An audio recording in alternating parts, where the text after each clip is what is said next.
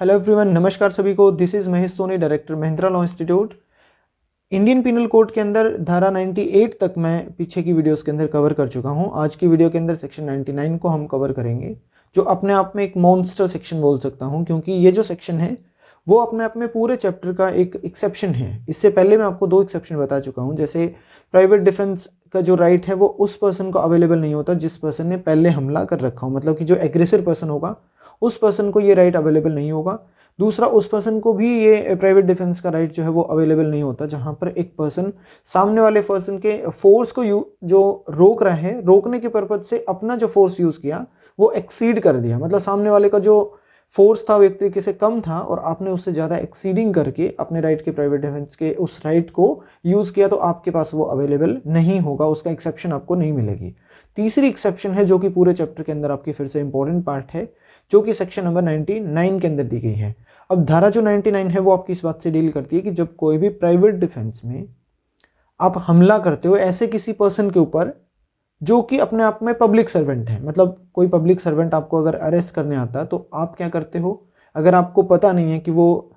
Public servant है तो उस केस के अंदर तो आप अपना राइट जो है एक्सरसाइज कर सकते हो, लेकिन आपको नॉलेज है कि सामने वाला जो पर्सन एक्ट कर रहा है मेरे ऊपर वो पर्सन पब्लिक सर्वेंट है, तो आपके पास उसके ऊपर प्राइवेट डिफेंस का जो राइट है वो एक्सरसाइज करने का अवेलेबिलिटी नहीं होगी। ऐसा ही सिचुएशन आपकी अराइज होती है जहां पर पब्लिक सर्वेंट ने किसी और पर्सन को डायरेक्शन दी हो कि आप मेरे बिहाफ पे जाके ये काम करिए, या फिर असिस्ट करने के लिए पब्लिक सर्वेंट ने उनको बोल रखा हो किसी पर्सन को, जिसको बोला जाता है under the direction of the public servant. मतलब कि एक तो पब्लिक सर्वेंट खुद पर्सन और दूसरा कोई ऐसा पर्सन जो कि पब्लिक सर्वेंट की डायरेक्शन के अंडर में काम कर रहा है, तो दोनों के खिलाफ ही किसी भी पर्सन के पास प्राइवेट डिफेंस का जो राइट है वो अवेलेबल नहीं होता। अब जो पब्लिक सर्वेंट है उसकी बात करी गई है धारा 21 के अंदर आपकी इंडियन पिनल कोड के अंदर, वहां पे जाके एक बार चेक कर सकते हो।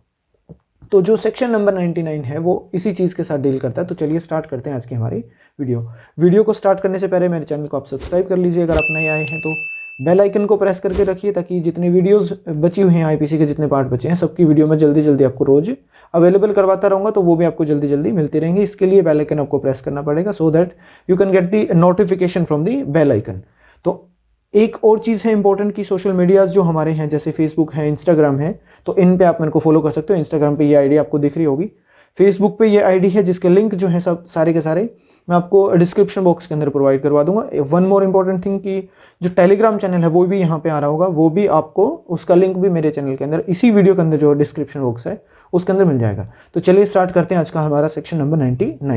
99 की बेयर एक्ट लैंग्वेज हमारी जनरली क्या बोलती है? Act against which there is no right of private defence. ऐसे कुछ आपके एक्ट जिनके खिलाफ भी आपके पास right of private defence available नहीं होगा।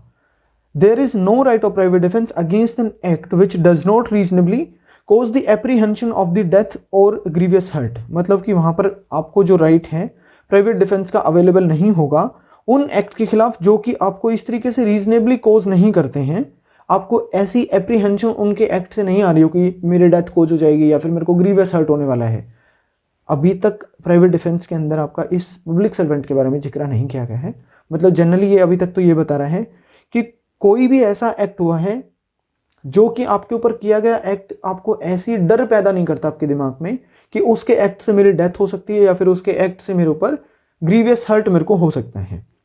इफ डन और attempted to be done by a public servant, और ये जो एक्ट था जिसकी वजह से आपको एप्रीहेंशन डेथ की और ग्रीवियस हर्ट की नहीं आई, वो एक्ट या तो पब्लिक सर्वेंट ने किया या फिर पब्लिक सर्वेंट ने उसका अटेम्प्ट किया, एक्टिंग इन गुड फेथ, जो कि गुड फेथ में वो काम कर रहा था under the colour of the office, मतलब ऑफिशियल ड्यूटी के दौरान। अब इसके अंदर मेन इंपॉर्टेंट चीज आपके आती है ऑफिशियल ड्यूटी। अगर कोई भी पब्लिक सर्वेंट ऑफिशियल ड्यूटी को निभाते हुए, मतलब कि कलर ऑफ ऑफिस का मतलब होता है कि जो ऑफिशियल ड्यूटी उसकी है, ऑब्लिगेशन उसके ऊपर लगी हुई है, उसको परफॉर्म करते हुए और उसने ऐसा एक्ट किया जिसकी वजह से आपको एप्रीहेंशन नहीं आई। एप्रीहेंशन मतलब कि आपको दिमाग में ऐसी आभास नहीं हो रहा कि मेरी डेथ हो सकती है उसके एक्ट से या फिर मेरे को ग्रीवियस हर्ट हो सकता है, तो उन सिचुएशन के अंदर दो that act may not be strictly justifiable by law, लेकिन ऐसा जरूरी नहीं है कि वो हमेशा वो लॉ के द्वारा जस्टिफिएबल भी हो, स्ट्रिक्टली जस्टिफिएबल लॉ के द्वारा नहीं है, तो भी आपका क्या हो सकता है, यहाँ पे उस पर्सन के पास ये राइट अवेलेबल नहीं होगा कि वो उस पब्लिक सर्वेंट के किए गए एक्ट के ऊपर आप पब्लिक सर्वेंट अपना जो प्राइवेट डिफेंस का राइट है उसको एक्सरसाइज कर पाओ। अगली चीज में बोलता है अगले पैरे के अंदर, there is no right of private defence against a person against an act which does not reasonably cause the apprehension of the death or grievous hurt if done or attempted to be done by the direction of the public servant acting in good faith under the color of his office, though that direction may not be strictly justifiable by law. इसके अंदर वही person आपका आ गया कि जिस person को direction दी है public servant ने कि मेरे बिहाफ पे आप जाके ये वाले एक्ट करिए, तो उस केस के अंदर भी उस सामने वाले पर्सन के पास जिसके ऊपर उन्होंने ये एक्ट किया पब्लिक सर्वेंट ने, जो कि एप्रीहेंशन नहीं डालता उसको भी डेथ की और ग्रीवियस हर्ट की, तो उस पर्सन के खिलाफ उस जनरल व्यक्ति भी हो सकता है जो कि under the direction of the public servant काम कर रहा है, तो उसके पास भी ये अवेलेबिलिटी नहीं होने वाली है. अगेन नेक्स्ट पैरे के अंदर लिखा there is no right of private defence in case which there is no time, there is a time to have the recourse to protection of the public authority. अब अगला पॉइंट ये बोला गया कि वहां पर भी आपके पास ये राइट अवेलेबल नहीं होगा जहां पर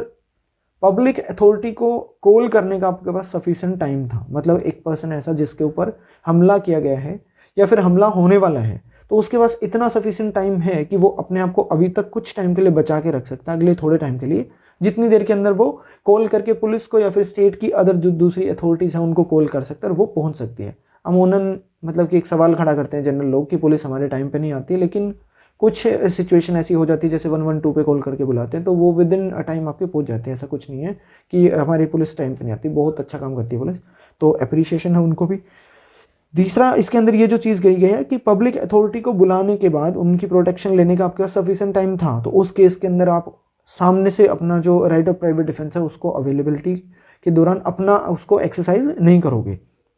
तो इन चीज़ों को एक केस के अंदर भी बताया गया है कि जहाँ पर Amjad Khan versus state of UP का केस है, एक बहुत इंपॉर्टेंट केस है. उसके अंदर हुआ क्या है बता दूंगा मैं आपको अभी. तो उसके अंदर क्या हुआ था कि ज़रूरत से ज़्यादा उन्होंने एक तरीके से राइट को एक्सरसाइज करना, ज़रूरत से ज़्यादा क्या होता है कि मेनली जहाँ पर एक मॉब है एक तरीके से वो आपके घर की तरफ आ रही है, वो ऐसे बोलते हुए भी आ रही है कि आपको हम मार देंगे या फिर आपके घर पे हमला करेंगे. उस केस के अंदर जब वो आपके तक पहुंची नहीं है या फिर आपके पास पहले से फ़ोन आया कि हम लोग 1 घंटे के बाद आपके घर पे आएंगे और आपके घर को बम से उड़ा देंगे, अब 1 घंटे का आपका सफिशिएंट टाइम है कि आप पब्लिक अथॉरिटी को कॉल कर सकते हो और उनकी हेल्प ले सकते हो. अब सामने से आती अगर आपको मॉब दिखती है तो उस टाइम पे सिचुएशन ऐसी हो सकती है कि आपके पास इतना सफिशिएंट टाइम नहीं है कि आप पुलिस को बुलाएं और पुलिस इतनी देर में पहुंच जाए कि आपको प्रोटेक्ट करेगी. तो ये दो अलग अलग चीज़ें हैं. एक तो है कि सामने वाला पर्सन आपको हमला करने की जस्ट 1 या 2 मिनट पहले या फिर इतना सफिशिएंट टाइम ही नहीं है कि पुलिस यहाँ पर टाइम पे पहुंच जाएगी, उस टाइम की बात कर रहे हो. या फिर ऐसी सिचुएशन है जहाँ पे 1 घंटे पहले धमकी भरी कॉल आई हो कि आपके घर पे आज हमला होने वाला है या फिर हम लोग हमला करेंगे, तो आपके पास सफिशिएंट टाइम बोला जा सकता है कि पुलिस को वो बुला सकता था. तो ये सिचुएशन आपकी इसके अंदर आ जाती है जहाँ पर जो पब्लिक जो सर्वेंट है उसके एक्ट के खिलाफ आपके पास कोई भी प्राइवेट डिफेंस का जो राइट है अवेलेबल नहीं होता. और अगला पुलिस की या फिर स्टेट अथॉरिटी का जहाँ पे आपको रिकोर्स मतलब कि प्रोटेक्शन लेने के लिए फ़ोन करने का या फिर उन तक पहुँचने का सफिशिएंट टाइम था, तो आपने उसको यूज़ ना करके उस वाली प्रोटेक्शन के रिगार्डिंग या फिर पुलिस को इन्फॉर्म ना करते हुए कानून अपने हाथ में लिया, तो आपके पास जो है प्राइवेट डिफेंस का जो राइट वो अवेलेबल नहीं होगा. ऐसा ही एक केस के अंदर क्या हुआ कि जैसे नगर निगम की टीम है वो आपके घर पे आती है, आपके मकान को जाते ही तोड़ने लग जाती है. तो उस सिचुएशन के अंदर वो बंदे क्या करते हैं कि या तो मतलब ये चीज़ कंफर्म करेंगे कि ये पब्लिक ऑफिसर हैं या फिर पब्लिक सर्वेंट हैं, दूसरा उनके पास प्रॉपर वारंट भी हैं या फिर उनके पास प्रॉपर अथॉरिटी है उसके मकान को तोड़ने की. तीसरी चीज़ ये है कि वो चेक कर सकते हैं कि क्या उनको पहले वार्निंग दी गई थी कि उसके मकान को खाली किया जाए उसके बाद आप तोड़ सकते हो, या फिर ये है कि सीधा घर के अंदर वो बैठे हैं फिर भी आपने जाके मशीनें स्टार्ट कर दी उनको तोड़ने की, तो सामने से पर्सन अपने आप को प्रोटेक्ट करने के पर्पज से वहाँ पर अपने राइट ऑफ प्राइवेट डिफेंस को एक्सरसाइज है जो कर सकता है. अगेन एक पॉइंट आ जाता है जहाँ पर 4th पॉइंट पे बोलते हैं extend to which the right may be exercise. कितना राइट आप एक्सरसाइज कर सकते हो, मतलब एक्सटेंशन कितना होगा भी. सामने वाले को आपने इतना फोर्स यूज़ करना है कि उस पर्सन को रोक देना है जिससे कि वो आपके ऊपर हमला अगेन ना कर पाए. The right of the private defense in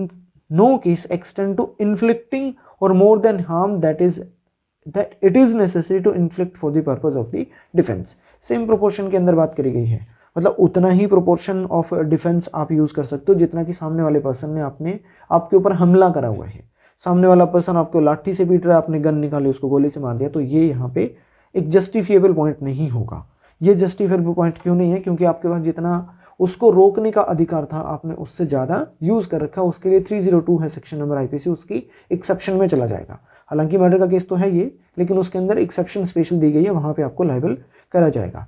again इसके अंदर एक आपकी एक्सप्लेनेशन दी गई है, person is not deprived of the right of private defense against an act done or attempted to be done by the public servant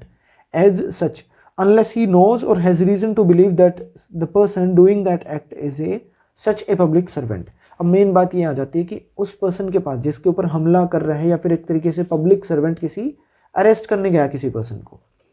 तो generally उस person को पता होना चाहिए कि जो पर्सन मेरे को अरेस्ट कर रहा है वो पब्लिक सर्वेंट है और उसके पास प्रॉपर अथॉरिटी है मेरे को अरेस्ट करने की।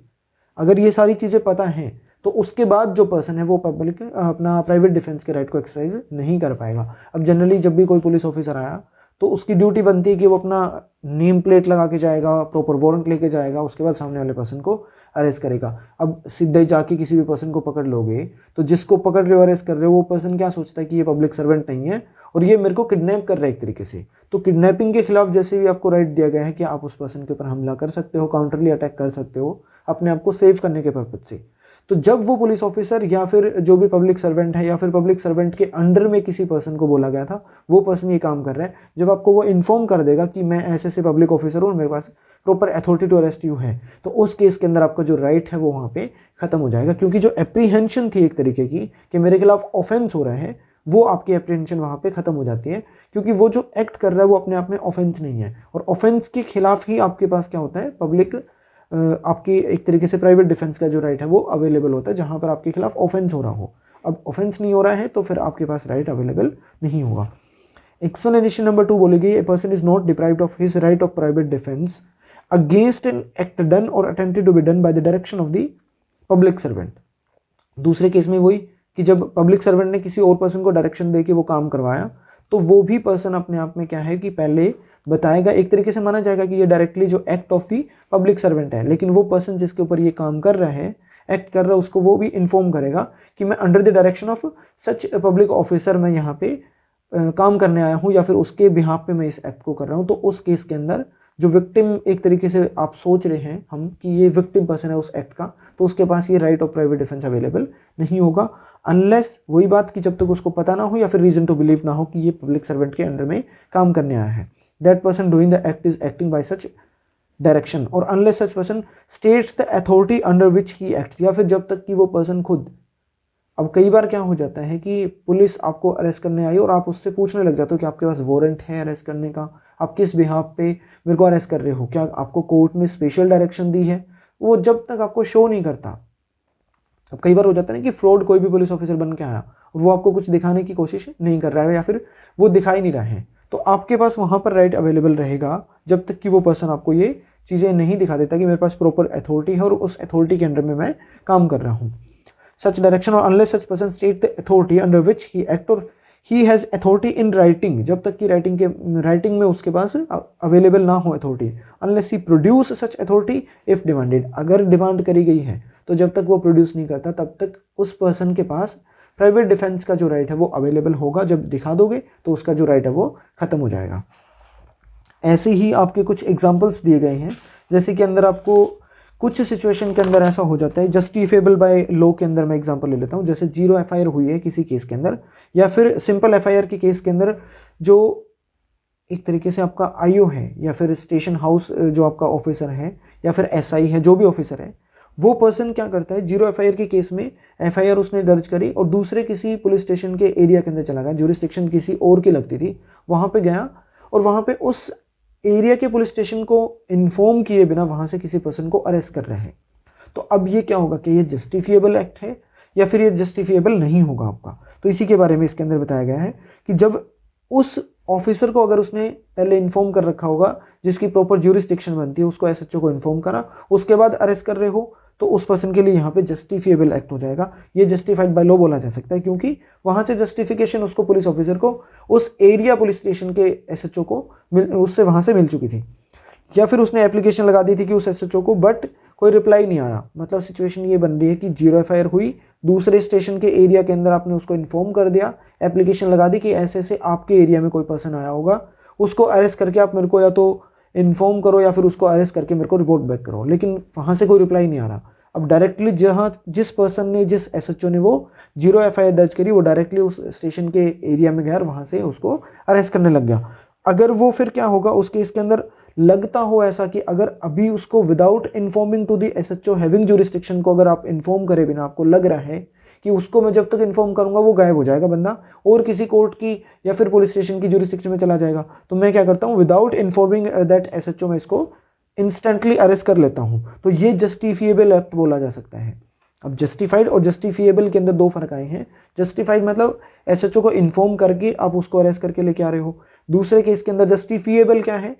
कि जहां पर अरेस्ट करने के लिए आपने उसको इन्फॉर्म कर दिया था लेकिन वहां से कोई रिप्लाई नहीं आया, या फिर ऐसी इमरजेंसी का केस है जहां पे इन्फॉर्म करने में आपका टाइम जाया होगा, समय जाया होगा, तो इतने में वो पर्सन फिर से गायब हो जाएगा, तो आपको स्टेट की मशीनरी को उतने ही फिर दोबारा से उतने एफर्ट लगाने पड़ेंगे। तो उस केस के अंदर भी पर्सन क्या कर सकता है, वो विदाउट इन्फॉर्मिंग उसको अरेस्ट कर लेगा, उसके बाद उनको इन्फॉर्म कर देगा। तो ये जो अरेस्ट किया गया एक्ट है ये अपने आप में जस्टिफिएबल बाय लॉ है, जस्टिफिएबल एक्ट उसका बोला जा सकता है। अदरवाइज क्या होगा, जनरली अगर कोई भी पर्सन आपके एरिया में आया और उसको विदाउट इन्फॉर्मिंग और विदाउट इंटीमेशन अगर डायरेक्टली किसी को अरेस्ट कर रहा है, तो कैसे वो अपनी सफाई देगा कि मैं ऐसे ऐसे अथॉरिटी की बेस में आया हूँ, तो वो जस्टिफिएबल एक तरीके से नहीं माना जाएगा। और उस केस के अंदर जिस पर्सन को अरेस्ट किया जाएगा उसके पास